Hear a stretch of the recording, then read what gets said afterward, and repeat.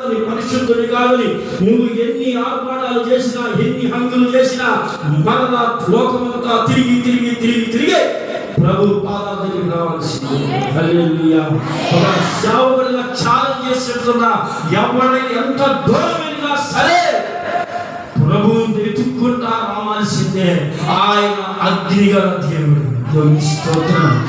మోసము కలిగిన దేవుణ్ణి ఆయన మాట ఇస్తే జరగని కార్యం లేదు. హల్లెలూయా. ఒక మనిషి మన ముందు మన దేవుడైన యెహోవా ఎందుకు నడవట్లేదు? ఈరోజు మన దేవుడైన యెహోవా మనల్ని కాదని ఎందుకు వెళ్ళిపోతున్నాడో తెలుసా? ప్రియులారా, దేవతలు అనగా కొన్ని తప్పుడు పనులు మనం చేయడం. ఈ దేవతలు లాంటివి కొన్ని మనం చేస్తున్నాం. మన జీవితంలో కొన్ని బలహీనతలు, కొంత అవిశ్వాసము, అపనమ్మకము, బలహీనతల వల్ల మనం ఏమైపోతున్నామంటే విగ్రహ దేవుడికి సంబంధించిన మూర్ఖత్వం, మనలో ఒక మూర్ఖత్వం ఉండడం వలన మన దేవుడికి యెహోవా మన ముందు నడవట్లేదు. మనము బలహీనులం అయిపోవడం కాబట్టి మన దేవుడికి యెహోవా మన ముందు నడవట్లేదు.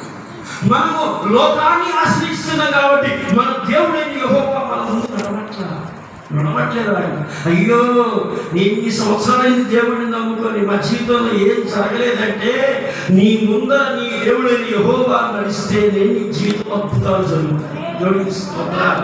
ఒక మాట మీకు రిఫరెన్స్ చూపిస్తాను. యాకోబు పత్రిక చూడండి.